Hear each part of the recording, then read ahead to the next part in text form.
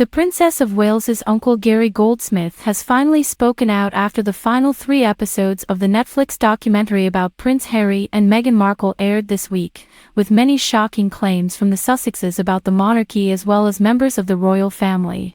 Speaking to Mail Plus, the 57-year-old revealed that Prince William and Catherine have always wanted to mend their relationship with the Sussexes, which has been strained and stalemate over the past few years. Despite speculation around how the royal family may feel about the 6-part docuseries that is all available to watch on the streaming giant now, Catherine, William and other royals has remained tight-lipped. Gary believes the Prince and Princess of Wales will feel deeply hurt and added that despite criticism on the documentary, the royal family would welcome the pair back with open arms. He said, "I think Catherine and William will be feeling deeply wounded. They love Harry, they miss him. He is family and, despite this attack, I believe they'd still welcome him and Meghan back. There's nothing Catherine would want more than for the brothers to be reconciled because that's the real love story here. 2 brothers who love each other but have been torn apart. No one wants Prince Harry to be unhappy. No one wants to see Meghan so depressed she felt like taking her life, but is this really the best way to go about repairing relationships? To me, the series felt not only scripted and inauthentic, but unfair, self-interested, unreasonable and untrue, especially when done in the knowledge that William and Catherine could never answer back. To be honest, I found it to be a self-pitying whinge fest. I feel magnificently disappointed with them and their complete lack of respect for the Queen, who was old and unwell when they were filming this. Would this have happened if they weren't being paid a prince's ransom for it? I don't think so. However, he believes that someone ought to defend the Waleses and counter the Sussexes' unfair narrative, given the series' widespread international attention. Gary recoiled as picture after picture of his niece Catherine flashed up on the screen looking cold and stony-faced and compared to Harry and Meghan as they narrated their fairy tale love story in soft focus from their new life in the US. In it, Meghan described how she was a natural hugger, and thus it came as a surprise to her when she cheerfully greeted the future king and queen for dinner while wearing nothing but a pair of tattered jeans and no shoes.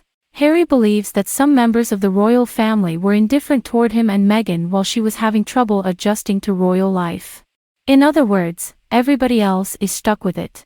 This information was followed by a cut to a photo of Catherine appearing coldly regal and unsmiling in a crimson-red coat, with a pregnant, vulnerable Meghan following in white behind her at yet another stuffy church ceremony.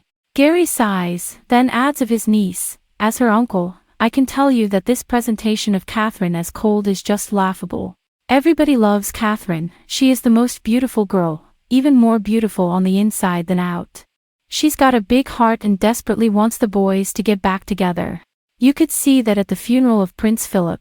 When it was the 3 of them together you could see the bond. Catherine is really welcoming and such a gorgeous girl, so to imply she's cold was really hard, a bitter pill to swallow. If this is where Meghan starts, then where is it going to end?" Gary says his niece in fact loves a hug as much as the Duchess of Sussex, Catherine's the hugger. Yes. At her younger sister Pippa's wedding in 2017, she had Prince George in her arms and literally ran over to give me and my daughter Tallulah a massive hug. Her words to George were, "This is Tallulah, she's one of our favorite cousins. Would you like to hug her or give her a high five?" And George went straight into a hug. She then introduced me and he did exactly the same thing. Catherine is really relaxed in her own skin and she is not playing a part. Remembering Catherine as the little tomboy she was as a child, I think there's nothing more she'd like to do than spend all day in jeans and wellies, playing with the children, but she understands and respects her role. With William and Catherine, family comes first, then the monarch, and they put themselves last, whereas, I think, Harry and Meghan place a high priority on themselves. Gary contends that the theory that Catherine was selected as a royal bride because she fit some type of cookie-cutter mold, rather than a fairy tale love match for William, simply doesn't hold up. The real fairy tale love story is Catherine and William. They are now working together as a cohesive unit while the other fairy tale couple in America are being massively disruptive, says Gary. Gary is the first to say that he, like Meghan, has had embarrassing family to deal with.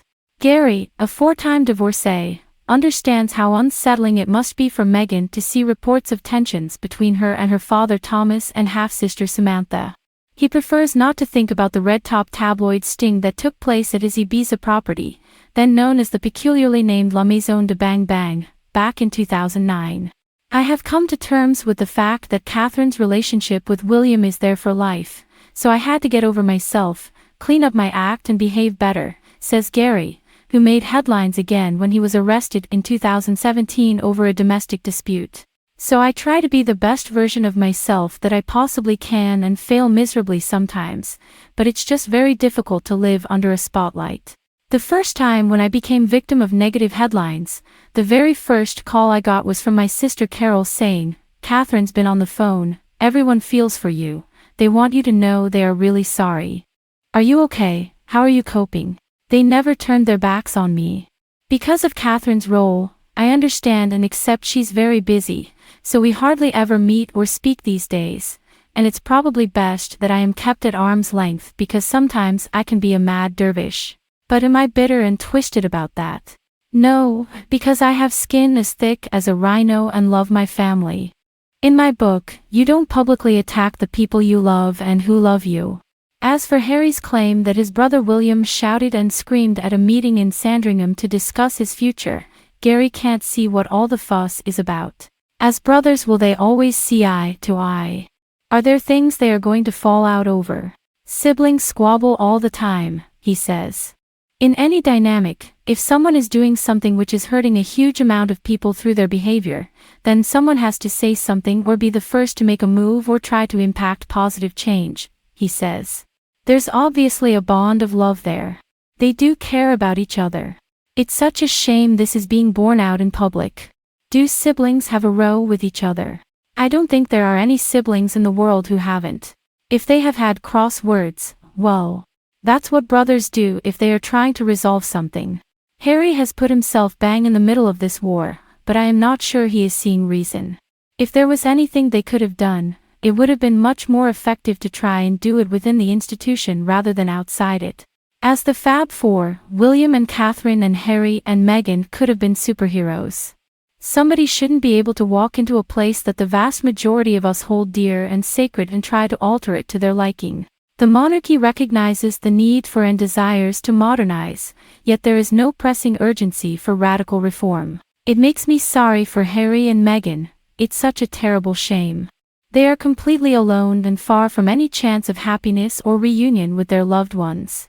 For them, the only option is to keep battling, while the rest of us wait for Harry to look to William and ask, "Oh brother, help, what do I do?"